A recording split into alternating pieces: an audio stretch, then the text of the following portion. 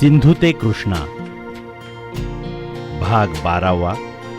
ढळला रे ढळला दिन. ढळला रे ढळला दिन सखया, संध्या छाया रमविती हृदया. तर असा हा माझ्या आयुष्याचा धावता चित्रपट. आज डोळ्यापुढं तो सरकत जात असताना कुठं रेंगाळतो, केव्हा तरी वेगानं पळतो, तेव्हा त्यातली चित्रं मिसळून गळबटून जातात. मलाही नीटशी समजत नाहीत. कधीतरी त्याची फिल्म तुटते, पुन्हा सांधली जाते. असं स्वस्थ राहिलो की मी खूप वेळा तो चित्रपट पुन्हा पुन्हा उलगडून पाहतो. मला वाटतं त्यामुळे ती फिल्म ही आता जीर्ण होईल की काय.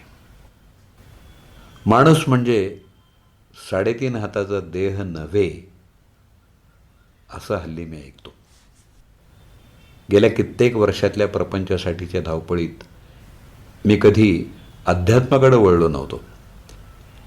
हल्ली वयाचा परिणाम असेल किंवा आर्थिक स्वस्थतेचा प्रभाव असेल, फार तर परिस्थितीच्या अस्वस्थतेचा प्रभाव असेल, पण हल्ली प्रवचन, सत्संग अशा ठिकाणी मी अधूनमधून जातो.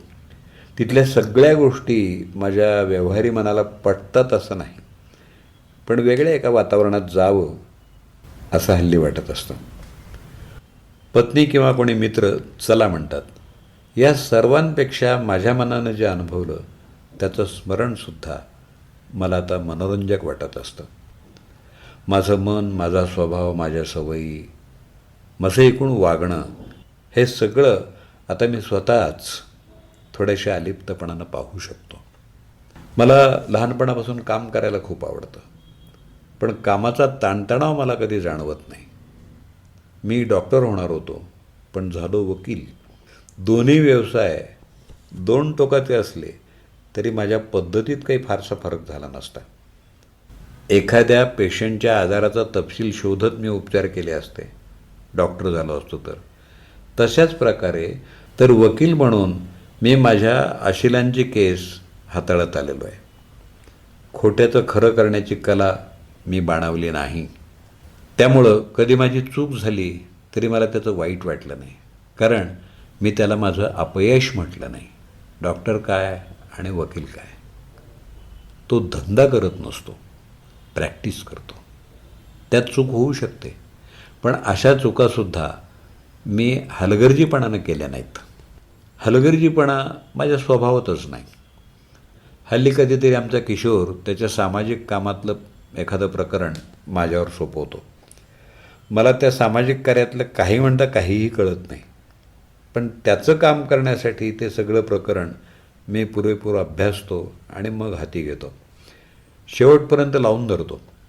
मग किशोरचे मित्र, सहकारी मला त्याचं श्रेय देतात. मलाच सामाजिक कार्यकर्ता म्हणू लागतात. सामाजिक कार्य करणं म्हणजे काही सोपी गोष्ट नाही. किशोर अलीकडं अशा काही उपक्रमात ओढला गेला आहे. तो काहीतरी सांगतो, करतो, कुठं कुठं जातो. त्याची धावपळ पाहून मीच दमून जातो. त्याच्या विचारानं कुठच्या व्यक्तीला, संस्थेला, कार्याला पैसे किंवा कसली मदत द्यायची असली तर मी कधी नाही म्हणत नाही. का नाही म्हणू? परमेश्वरानं माझ्या कर्तबगारीच्या तुलनेत मला उदंड दिलं आहे. हे त्याचं आहे. माझ्या हाती येतं आणि जातं. हे सगळं परमेश्वराचं आहे. मी आपण होऊन द्यायला जातो असं नाही. तो अधिकार किशोरचा आहे. आपण होऊन मी कुठलीच गोष्ट करत नाही. माझ्या घरच्यांचा, विशेषतः माझ्या पत्नीचा तर असा आक्षेप असतो की मी कामाशिवाय काही करतच नाही. तिला नात्यागोत्याची, खरेदी, प्रवास, सण समारंभ अशा सगळ्याची खूप हौस आहे. मी तिला कधी नाही म्हणत नाही. मी खरं तर कोणालाच कधी नाही म्हणत नाही. स्वतःहून सिनेमाला मी गेलो नाही, पण घरच्यांबरोबर कित्येक सिनेमे पाहिले. हॉटेलात गेलो. मला चंगीबंगीपणा, चंगळ आवडतच नाही. त्यामुळं साधी पोळी भाजी, वरण भात यापुढं माझी धाव कधी जात नाही. हे जिन्नस घरातही सहज मिळतात, मग त्याच्यासाठी पैसे कशाला खर्च करायचे? माझ्याकडे पैसे असतात, मी कंजूष नाही. सोबतच्या बायको मुला नातवंडांनी खाल्लं प्यालं तरी मला आनंद होतो. पण मला स्वतःला ते जमत नाही. त्यांच्या खाण्यानं मला आनंद होतो. मी ते न खाताही मला आनंद होतो. आमच्या लहानपणी खूप मोठा गोतावळा होता. आता खूप कमी होत होत होत पार रोडावला आहे. माणसं संख्येनं कमी झाली नाहीत, पण ती दुरावली. मी होऊन कधी कुणाकडे जायचो नाही. बहिणींशी भावांशी कौटुंबिक संबंध टिकले नाहीत. काही वेळा कोर्टबाजीपर्यंत मजल गेली, पण त्यातून मी अंग काढून घेतलं. ऐन तारुण्यात मुंबईत फिरत राहिलो, पण नंतर तिथे राहणाऱ्या भावा बहिणीकडं कधी जाऊन यायला जमलंही नाही. इकडे कोल्हापूर सांगली भागात माझं सगळं उत्तर आयुष्य गेलं, पण आमचे फारसे नातलग या भागात नाहीत. सिंधी समाजाची कित्येक मंडळी सभोवती आहेत.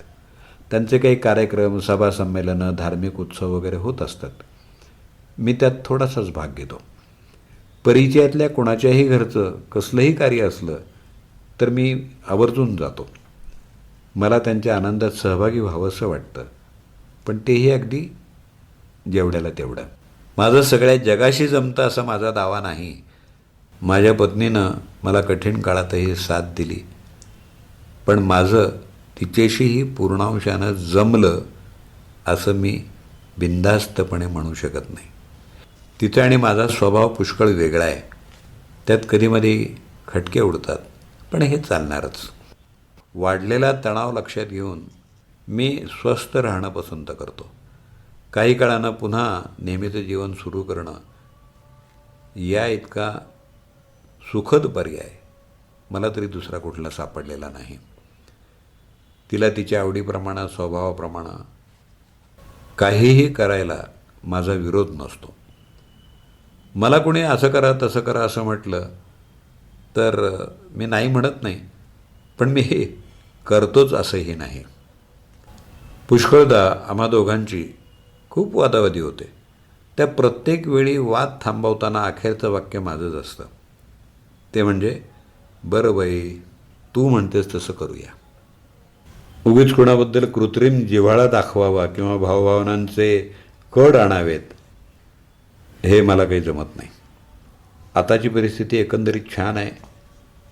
किशोर आणि त्याची मुलं, एक कुटुंब सोबतीला आहे. पत्नीची आणि माझ्याही व्याधी आहेत. म्हातारपणे हव्यातच. पैसा अडका मिळेल त्यात जमवून घ्यायला हवं. मुंबईला दीपक आणि त्याचं कुटुंब त्यांच्या जगात आनंदी आहे. आमच्या सगळ्या गोतावळ्यात मी वेगळाच आहे असं मला स्पष्ट जाणवतं. तरुणाईमध्ये एक धक्का बसला आणि माझी 4-6 वर्ष ओढाताणीत गेली.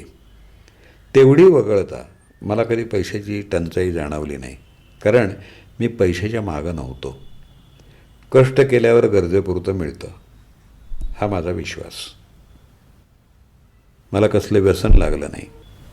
सिंधमधल्या राहणीप्रमाणे मी काही काळ बियर घेतली, पण गेल्या 10 वर्षात चहासुद्धा मी घेतला नाही. सगळ्या तरुण पिढीला, मुलांना, सुनांना, पत्नीला काहीतरी काळज्या आणि त्यातून येणाऱ्या तब्येतीच्या तक्रारी आहेत. कुणी वजन वाढलं म्हणतं, कुणी गुडघे निकामी म्हणतं, तर कुणाला साखर जास्त म्हणतात. मला त्यातलं काहीही नाही. मी सिंगापूर वगैरे फिरून आलो, पण मला त्यात फारसं थ्रिल वाटलं नाही. माणसासारखी माणसं काय बघायची. पण कोणी ट्रिपला जाऊया म्हटलं तर मी चला म्हणतो. याही बाबतीत मी वेगळा आहे. इकडच्या मराठी लोकांच्यात वावरताना एक वाक्य कानावर येतं, ते असं, तुका म्हणे उगी राहावे, जे जे होईल ते ते पाहावे. मला वाटतं त्या तुकारामानं 400 वर्षांपूर्वी ते वाक्य माझ्यासाठीच लिहून ठेवलं आहे. पाहता पाहता काळोख सभोवती पसरत गेला आहे. उंच आभाळात चांदण्या भरल्या आहेत. घरची माणसं परत येण्याची वेळ झाली असावी. किती वेळ गेला कोणास ठाऊक. समोरचा आमचा अतीत बंगला इतका वेळ मला दिसतही नव्हता. पण आता एका बाजूने रस्त्यावरच्या दिव्याचा उजेड त्याच्यावर पडला आहे. मला अस्वस्थता नव्हती, पण आता कुणीतरी यावं असं वाटत होतं. एक दीर्घ उसास सोडून मी उठून पाहिलं आणि पटकन कुणीतरी समोरचे दिवे लावले. मुलं बाळं परत आलेली होती. त्यांनी विचारलं, इतका वेळ एकटेच काय करत होता? गेल्या 71 वर्षात मला ते कळलेलं नाही.